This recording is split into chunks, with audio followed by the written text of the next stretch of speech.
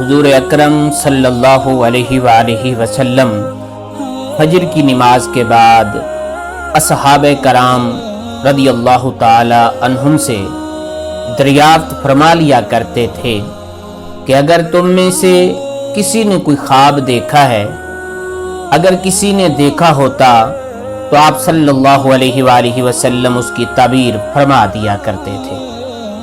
चुनांचे एक मर्तबा जब आप सल्लल्लाहु अलैहि वसल्लम ने सहाबा से दरियाफ्त फरमाया और किसी ने भी ख्वाब का तज़किरा न किया तो हुजूर अकरम सल्लल्लाहु अलैहि वसल्लम ने इरशाद फरमाया कि आज मैंने एक ख्वाब देखा है कि दो आदमी मेरे पास है जो मेरा हाथ पकड़कर मुझको एक मुकद्दस सरजमीन की तरफ ले चले। क्या देखता हूं कि एक शख्स वहां बैठा हुआ है और दूसरे हाथ में ज़ंबूर लिए हुए खड़े खड़े उसी बैठे हुए शख्स के गले चीर रहे हैं। जब एक गला गुद्दी तक चिर जाता है तो दूसरे गले के साथ भी यही मामला करता है। इतनी देर में उसका पहला गला दुरुस्त हो जाता है, मगर वो शख्स फिर उसके साथ यही अमल करता है। ये देखकर मैंने दरियाफ्त किया, आखिर ये क्या बात है? तो वो दोनों कहने लगे, आगे चलिए। हम आगे चले तो एक ऐसे शख्स पर से गुजर हुआ जो लेटा हुआ है और दूसरा शख्स अपने हाथ में एक भारी पत्थर लिए उस लेटे हुए के सर को निहायत बेदर्दी से कुचल रहा है। चुनांचा जब वो शख्स उसके सर पर जोर से पत्थर मारता है तो पत्थर लुढ़क कर दूर जा पड़ता है। वो शख्स अभी उस पत्थर को लाने भी नहीं पाता कि उसका सर फिर दुरुस्त हो जाता है, फिर उसी तरह उसका सर फोड़ता है। ये माजरा देखकर मैंने दरियाफ्त किया, ये क्या किस्सा है? तो वो दोनों आदमी कहने लगे, आगे चलिए। जब आगे चलकर हम ऐसे गार में पहुंचे जो तनूर की तरह अंदर से कुशादा था और ऊपर से तंग था, जिसमें आग दहक रही थी और बहुत से मर्द और औरत उसमें पड़े हुए थे।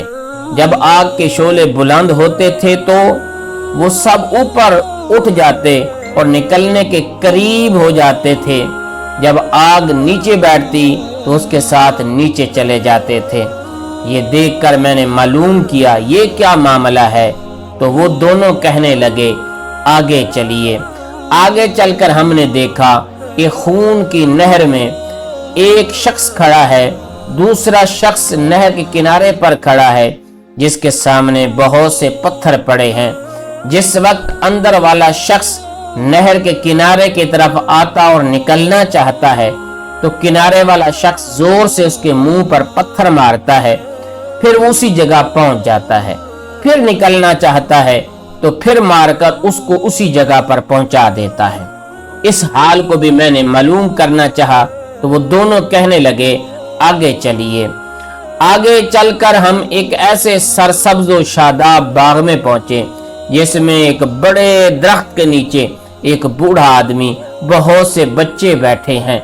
उसी दरख्त के करीब एक और शख्स बैठा है जिसके सामने आग जल रही है जिसको वो धोंक रहा है। फिर वो दोनों मुझको उस दरख्त पर चढ़ा ले गए जिसके दरमियान एक खूबसूरत मकान था। वो दोनों मुझे उस मकान में ले गए। इतना उम्दा मकान मैंने कभी नहीं देखा था, जिसमें बहुत से बूढ़े, जवान और बच्चे मौजूद थे। फिर बाहर लाकर इससे भी ऊपर ले गए जहां पहले घर से भी ज्यादा उम्दा मकान था जिसमें सिर्फ बूढ़े और जवान थे।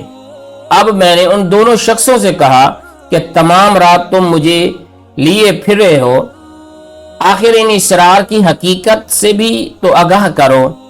तो जब उन्होंने बताया कि जिस शख्स के गले चीरे जा रहे थे वो झूठा शख्स है जिसकी झूठी बातें दुनिया में मशहूर जाती थीं, क़यामत तक वो उसी सजा में मुब्तला रहेगा।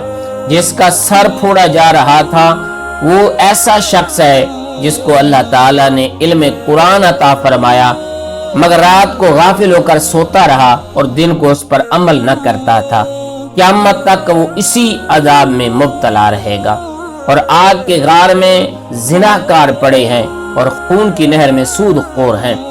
हाँ, वो बड़े मियाँ जो सरसब्ज़ो दरख्त के नीचे बैठे थे वो हजरत इब्राहीम खलीलुल्लाह अला नबीना अलैहिस्सलाम हैं, और उनके गिर्द लोगों की नाबालिग औलाद, और उसी दरख्त के करीब जो आग धोंकने वाला शख्स आपने देखा वो मालिक के दरोगा दोज़ख है, और दरख्त के ऊपर वाला वो पहला घर जिसमें आप दाखिल हुए आम मुसलमानों का है, दूसरा शहीदों का है।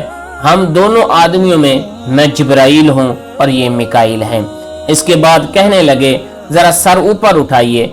मैंने सर उठाकर देखा तो मेरे ऊपर एक सफेद बादल मुझे नजर आया।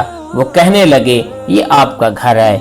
इस पर मैंने कहा, मुझे छोड़ दो, मैं अपने घर में दाखिल हो जाऊं। उस पर उन्होंने कहा, नहीं, अभी आपकी उम्र पूरी नहीं हुई, अगर पूरी हो चुकी होती तो अभी चले जाते।